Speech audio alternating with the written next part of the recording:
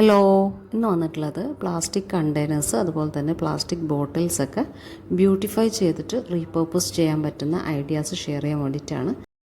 അപ്പോൾ നമ്മുടെ first idea share ചെയ്യാൻ വേണ്ടിയിട്ട് ഞാനിവിടെ എടുത്തിട്ടുള്ളത് ഇങ്ങനെയുള്ളൊരു പ്ലാസ്റ്റിക് കണ്ടെയ്നറാണ് കേട്ടോ. അപ്പോൾ ഇത് നമുക്ക് ഫുഡ് കണ്ടെയ്നേഴ്സൊക്കെ ആയിട്ട് പാഴ്സലൊക്കെ വാങ്ങുമ്പോൾ കിട്ടുന്നൊരു കണ്ടെയ്നറാണ്. അപ്പോൾ ഇങ്ങനെയുള്ള കണ്ടെയ്നേഴ്സൊക്കെ നമുക്ക് നല്ല രീതിയിൽ റീയൂസ് ചെയ്യാൻ പറ്റുന്നതാണ് കേട്ടോ. ഇനിയിപ്പോൾ നമുക്ക് വേണ്ടത് പിസ്ത ഷെല്ലാണ്. അപ്പോൾ നമുക്കിത് ഈസിലി അവൈലബിൾ ആയിട്ടുള്ള എല്ലാവരും വീട്ടിലും അവൈലബിൾ ആയിട്ടുള്ള ഐറ്റംസ് വെച്ചിട്ടാണ് ചെയ്തെടുക്കുന്നത്.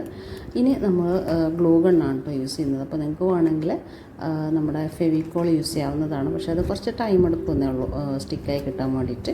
ഹോൾഡ് ചെയ്തിട്ട് വേണം സ്റ്റിക്ക് ചെയ്തെടുക്കാൻ വേണ്ടിയിട്ട്. ഇതാകുമ്പോൾ പെട്ടെന്ന് നമുക്ക് സ്റ്റിക്കായി കിട്ടുന്നതാണ്. അപ്പോൾ ഞാനിവിടെ ഗ്ലൂ ഗണ്ണാണ് യൂസ് ചെയ്യുന്നത്. ഗ്ലൂ ഗണ്ണ് യൂസ് ചെയ്തിട്ട് ഈ ഒരു സൈഡ്സില്ലേ 4 സൈഡും ഫുള്ളായിട്ട് തന്നെ ഒന്ന് കവർ ചെയ്തെടുക്കുന്നുണ്ട് കേട്ടോ. അപ്പോൾ നമ്മുടെ ഈ ഒരു പിസ്ത ഷെല്ലെന്ന് പറയുന്നത് നല്ലൊരു ലുക്ക് തരാനും അതുപോലെ തന്നെ കുറച്ച് ഹാർഡായിട്ടുള്ള ആ ഒരു ഷെല്ലാണ്. അപ്പോൾ അതൊക്കെ ഒന്ന് നമുക്ക് ഒരു തിക്നെസ് നമ്മുടെ കണ്ടെയ്നറിന് ഒരു തിക്നെസ് കൊടുക്കാൻ വേണ്ടിയിട്ട് ഹെൽപ്ഫുള്ളാണ്. അപ്പോൾ ഒരു ബ്യൂട്ടിഫിക്കേഷൻ അതുപോലെ തന്നെ സ്ട്രെങ്തൻ ചെയ്തെടുക്കാൻ വേണ്ടിയിട്ട് ഈ ഒരു പിസ്ത ഷെല്ല് യൂസ് ചെയ്യുന്നുണ്ട്. ഇനി നിങ്ങളുടെ കയ്യിൽ പിസ്ത ഷെൽസ് ഇല്ലെങ്കിൽ നമുക്കിത് ഐസ്ക്രീം സ്റ്റിക്സൊക്കെ വെച്ചിട്ട് ചെയ്തെടുക്കാവുന്നതേ ഉള്ളൂ. ഇനി അതും ഇല്ലെങ്കിൽ നമുക്ക് നല്ലൊരു പീസ് ഓഫ് ക്ലോത്ത് വെച്ചിട്ട് കവർ ചെയ്തെടുത്താലും മതിയാകും. ഞാനത് യൂട്യൂബിൽ വീഡിയോസൊക്കെ ഇടുന്നതിന് മുമ്പായിട്ട് ഇങ്ങനെ കവർ ചെയ്യാൻ വേണ്ടിയിട്ട് പ്ലാനറൊക്കെ ചെയ്തിട്ടിട്ടായിരുന്നു. അപ്പോൾ കവർ ചെയ്യാൻ വേണ്ടിയിട്ട് ഞാൻ യൂസ് ചെയ്തിട്ടുള്ളത് നമ്മുടെ ചിരട്ട അങ്ങനെ പീസാക്കിയിട്ട് ചെറിയ പീസാക്കിയിട്ട് അതൊക്കെ സ്റ്റിക്ക് ചെയ്തിട്ട് കളർ ചെയ്യൽ അങ്ങനെയൊക്കെ ചെയ്തിട്ടുണ്ടായിരുന്നു. അപ്പോൾ ആ ഒരു രീതിയിലും നമുക്ക് ചെയ്തെടുക്കാവുന്നതേ ഉള്ളൂ.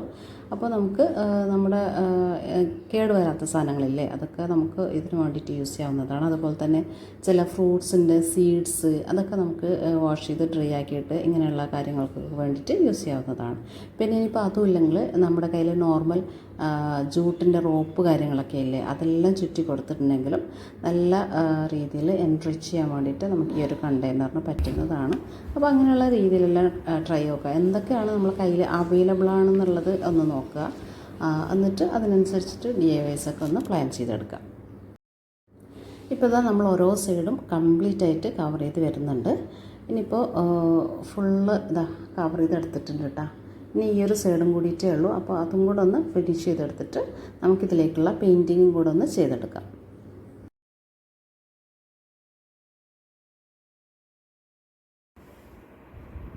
ഇപ്പോൾ നമ്മൾ ഈ ഒരു കണ്ടെയ്നറിൻ്റെ 4 സൈഡ്സ് കംപ്ലീറ്റ് ചെയ്ത് ഫില്ല് ചെയ്തെടുത്തിട്ടുണ്ട്, സ്റ്റിക്ക് ചെയ്തെടുത്തിട്ടുണ്ട് കേട്ടോ.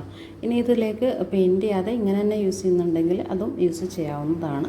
പക്ഷേ ആ ഒരു നീറ്റ്നെസ്സിന് വേണ്ടിയിട്ട് നമ്മൾ പെയിൻറ്റ് ചെയ്തെടുക്കുന്നുണ്ട്. അപ്പോൾ ബ്രഷ് വെച്ചിട്ട് പെയിൻറ്റ് ചെയ്യുമ്പോൾ കുറച്ച് ടൈം കൺസ്യൂമിങ് ആണ് കേട്ടോ ഇത് ചെയ്തെടുക്കാൻ വേണ്ടിയിട്ട്.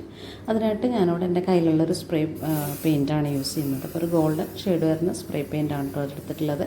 അപ്പോൾ നിങ്ങൾക്ക് ഇഷ്ടമുള്ള കളറിലുള്ള പെയിൻറ്റൊക്കെ ചെയ്തെടുക്കാവുന്നതാണ്. ഇനി നിങ്ങൾ അല്ലാതെ പെയിൻറ്റ് വെച്ചിട്ട് ചെയ്യുവാണെങ്കിൽ ആക്രിലിക് പെയിൻറ്റ് തന്നെ ചെയ്യാൻ വേണ്ടിയിട്ട് ശ്രദ്ധിക്കുക. അപ്പോൾ നമുക്ക് ലോങ് ലാസ്റ്റിംഗ് ആയിരിക്കും അത് ചെയ്തെടുത്തിട്ടുണ്ടെങ്കിൽ. ഇനി ഈ പെയിൻറ്റ് ചെയ്തതിന് ശേഷം നമുക്ക് ഒന്നും കൂടെ ഈ ഒരു ഷെൽസൊക്കെ പെർമനൻ്റ് ആക്കാൻ വേണ്ടിയിട്ട് ഇതിൻ്റെ മേലെ കൂടെ ഫെവിക്കോൾ ആ ഒരു ഗ്യാപ്പിലെല്ലാം ബ്രഷ് വെച്ചിട്ട് ഒന്ന് റൺ ചെയ്ത് കൊടുത്തിട്ടുണ്ടെങ്കിൽ അത് നല്ല രീതിയിൽ തന്നെ അവിടെ കിടന്നോളും. അപ്പോൾ നമ്മൾ വാർണിഷ് ചെയ്യുന്നതിന് പകരമായിട്ട് ഒരു ഫെവിക്കോളിൻ്റെ കോട്ടിങ് കൊടുത്താൽ തന്നെ നല്ല ഭംഗിയുണ്ടാവും. അതുപോലെ തന്നെ സ്ട്രോങ് ആയിട്ട് കിടക്കുകയും ചെയ്യും. ഇതിപ്പോൾ നമ്മൾ പെയിൻറ്റ് ചെയ്തിട്ട് പെയിൻറ്റൊക്കെ ഡ്രൈ ആക്കിയിട്ട് എടുത്തിട്ടുള്ള ഒരു ടൈമാണ് കേട്ടോ. അപ്പോൾ ഇനി ഇതിലേക്ക് നമ്മുടെ ആ ഒരു ഫസ്റ്റ് വരുന്ന ആ ഒരു ഏരിയ അല്ലേ ബോർഡറിലെ അത് ഒന്ന് നീറ്റാക്കാൻ വേണ്ടിയിട്ട് ഫിനിഷ് ചെയ്തെടുക്കാൻ വേണ്ടിയിട്ട് അവിടെ ഞാനിതാ ഫെവിക്കോളാണ് അപ്ലൈ ചെയ്ത് കൊടുക്കുന്നത്. ഇനിയിപ്പോൾ അവിടെ ഒന്നും ചെയ്തില്ലെങ്കിലും കുഴപ്പമില്ല, പക്ഷേ ഒരു അൺഫിനിഷ്ഡ് ആയിട്ട് കിടക്കുന്ന പോലെ തോന്നിയിട്ടുണ്ടായിരുന്നു. അപ്പോൾ അതുകൊണ്ട് ആ ഒരു ഏരിയ ഞാൻ ഫുള്ളായിട്ട് തന്നെ ഫെവിക്കോൾ വെച്ചിട്ട് തിൻ ലെയർ കൊടുക്കുന്നുണ്ട്. അത് കഴിഞ്ഞിട്ട് സെയിം കളർ ഷെയ്ഡിൽ വരുന്ന ഒരു തിന്നായിട്ടുള്ള ഗോൾഡൻ ലേസ് വെച്ചിട്ട് അതും കൂടെ ഒന്ന് സ്റ്റിക്ക് ചെയ്തെടുക്കുന്നുണ്ട്. ഇനി ഇതിലേക്ക് ആഡ് ചെയ്യാൻ പറ്റുന്ന ഓപ്ഷൻ എന്ന് പറയുന്നത് ഒരു ലിഡൊക്കെ ഉണ്ടാക്കി വെച്ച് കൊടുക്കാവുന്നതാണ്. അല്ലെങ്കിൽ ഒരു ഹോൾഡർ കാര്യങ്ങളൊക്കെ ഏതെങ്കിലും ഒരു സൈഡിൽ ഹോൾഡറൊക്കെ അറ്റാച്ച് ചെയ്ത് കൊടുക്കാവുന്നതാണ് കേട്ടോ. അപ്പോൾ ഞാനിത് ഓപ്പൺ ഓർഗനൈസർ ആയിട്ടാണ് യൂസ് ചെയ്യുന്നത്. അങ്ങനെയുള്ളൊരു പർപ്പസിന് വേണ്ടിയിട്ടാണ് ഞാനിത് യൂസ് ചെയ്യുന്നത്. അപ്പോൾ അത് ഞാൻ അങ്ങനെ തന്നെയാണ് കേട്ടോ വെച്ചിട്ടുള്ളത്. അപ്പോൾ ഇനി നമുക്ക് അതൊന്ന് ഡ്രൈ ആയി കിട്ടിയിട്ട് വേണം അതിൻ്റെ ഫൈനൽ ലുക്ക് കാണിക്കാൻ വേണ്ടിയിട്ട്. ഇനി ആ ഒരു ടൈം കൊണ്ട് ഞാനിത് സെക്കൻഡ് DIY ഒന്ന് ഷെയർ ചെയ്യുന്നുണ്ട്. അതിനായിട്ട് ഞാനിവിടെ ഇത് 2 ഹണി ബോട്ടിൽസിൽ അതാണ് എടുത്തിട്ടുള്ളത്. അപ്പോൾ നിങ്ങളുടെ കയ്യിലുള്ള ഇതുപോലെയുള്ള കുഞ്ഞു പ്ലാസ്റ്റിക് ബോട്ടിൽസൊക്കെ എടുക്കാവുന്നതാണ്.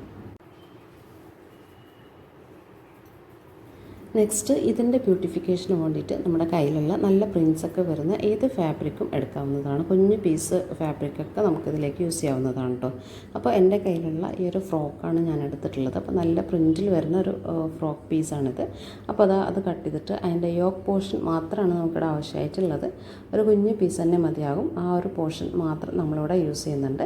ഇനിയിപ്പോൾ ഇതിൻ്റെ രണ്ട് സൈഡും കൂടെ ഒന്ന് ഓപ്പൺ ആക്കി എടുക്കുന്നുണ്ട്.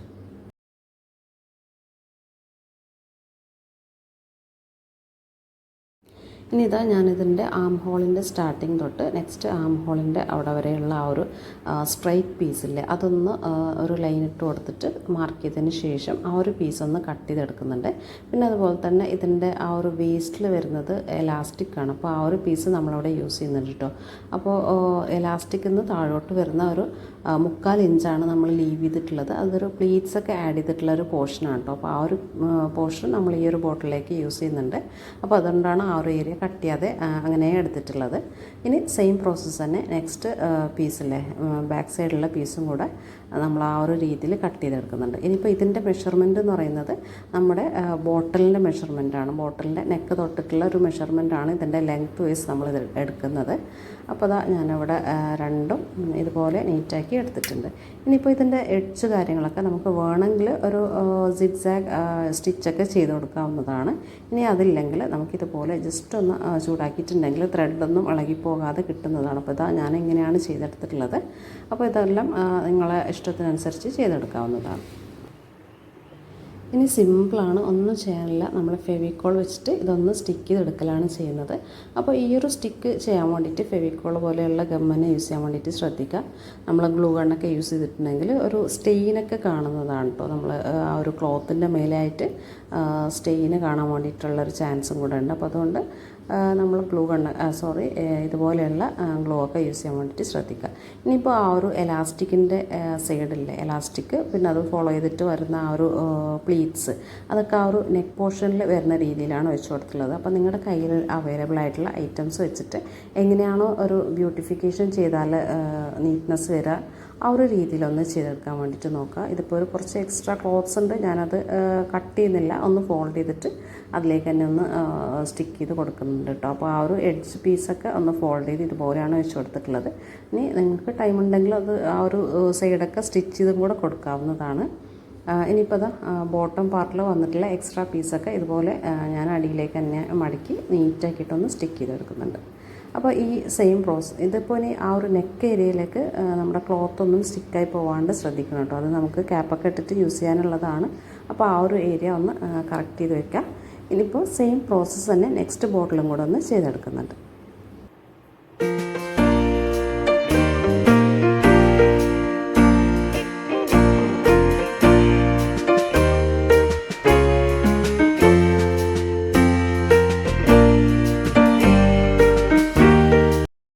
അപ്പോൾ 2 മിനിറ്റിൻ്റെ പണിയുള്ളൂ. നമ്മുടെ 2 ബോട്ടിൽ ഇവിടെ റെഡി ആയിട്ടുണ്ട്. അപ്പോൾ ഇതൊക്കെ നമുക്ക് സാധാരണ നമ്മൾ അങ്ങനെയുള്ള ബോട്ടിൽസൊക്കെ ആസിറ്റീസ് തന്നെയാണ് യൂസ് ചെയ്യുന്നത്. അപ്പോൾ അതിന് പകരമായിട്ട് കുറച്ചൊരു ടൈം സ്പെൻഡ് ചെയ്തിട്ടുണ്ടെങ്കിൽ നമ്മുടെ കയ്യിലുള്ള ഐറ്റംസൊക്കെ ഒന്ന് റീയൂസ് ചെയ്തിട്ടുണ്ടെങ്കിൽ നല്ല ഭംഗിയിൽ തന്നെ ഇങ്ങനെയുള്ള ബോട്ടിൽസൊക്കെ നമുക്ക് റീയൂസ് ചെയ്യാനും അതുപോലെ തന്നെ ഇതൊക്കെ പ്ലേസ് ചെയ്യുന്ന ആ ഒരു ഏരിയ ഇല്ല, അതൊന്നും ക്ലട്ടറായിട്ട് തോന്നാതെ ഒരു ഓർഗനൈസ്ഡ് ലുക്കൊക്കെ കിട്ടാൻ വേണ്ടിയിട്ട് വളരെ ഹെൽപ്ഫുള്ളാണ്.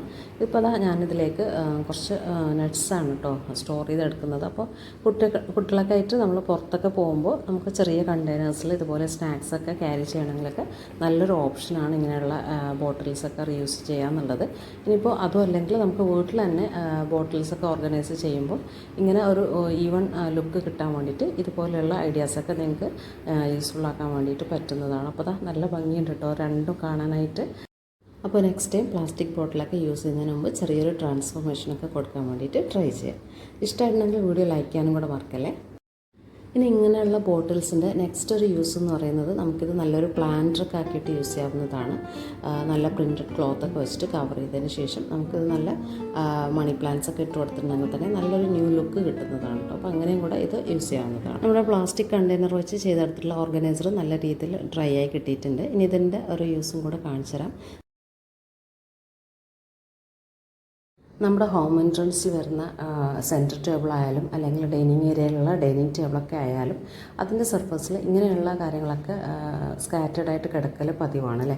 അപ്പോൾ കയറി വരുമ്പോൾ തന്നെ അതൊക്കെ ഒന്ന് ഇങ്ങനെ നിർത്തിയിടലൊക്കെ എല്ലാവരുടെയും ശീലങ്ങളായിരിക്കും. അപ്പോൾ അതൊന്ന് ഓർഗനൈസ്ഡ് ആക്കി വെക്കാൻ വേണ്ടിയിട്ടുള്ളൊരു ഒരു ബെസ്റ്റ് ടിപ്പ് എന്ന് പറയുന്നതാണ് ഇങ്ങനെയുള്ള ട്രേ അല്ലെങ്കിൽ ഒരു കണ്ടെയ്നറൊക്കെ വെക്കുക എന്നുള്ളത്. അപ്പോൾ ആ ഒരു പ്ലേസിൽ ഇങ്ങനെയുള്ള ചെറിയ ചെറിയ കാര്യങ്ങളൊക്കെ വെച്ചിട്ടുണ്ടെങ്കിൽ ആ പ്ലേസ് മൊത്തമായിട്ട് തന്നെ ഒരു ടൈഡി ആൻഡ് ക്ലീൻ ആയിട്ട് കിടക്കുന്നതാണ്. അപ്പോൾ ഇതെല്ലാവർക്കും ട്രൈ ചെയ്യാവുന്നതാണ്. അപ്പോൾ ഇത് ലിവിങ് റൂമിൽ മാത്രമല്ല, നമ്മുടെ ബെഡ്റൂമിൻ്റെ ബെഡ് സൈഡിലാണെങ്കിലും ഇങ്ങനെയുള്ളൊരു ബാസ്ക്കറ്റൊക്കെ വെച്ച് കൊടുത്തിട്ടുണ്ടെങ്കിൽ നമുക്ക് എപ്പോഴും ആ ഒരു നീറ്റ്നെസ് ആൻഡ് ടൈഡി ആയിട്ട് ആ ഒരു പ്ലേസ് ഹാൻഡിൽ ചെയ്യാൻ വേണ്ടിയിട്ട് വളരെ ഹെൽപ്ഫുള്ളാണ്. അപ്പോൾ ഇന്ന് ഷെയർ ചെയ്തിട്ടുള്ള 2 DIYസും എല്ലാവർക്കും ഇഷ്ടമായിട്ടെന്ന് വിചാരിക്കുന്നു. ഇഷ്ടമായിട്ടുണ്ടെങ്കിൽ നമ്മുടെ ചാനലൊക്കെ ഒന്ന് സബ്സ്ക്രൈബ് ചെയ്യാനും വീഡിയോസും കൂടെ ഒന്ന് ലൈക്ക് ചെയ്ത് പോകാനും കൂടെ മറക്കല്ലേ. Thanks for watching.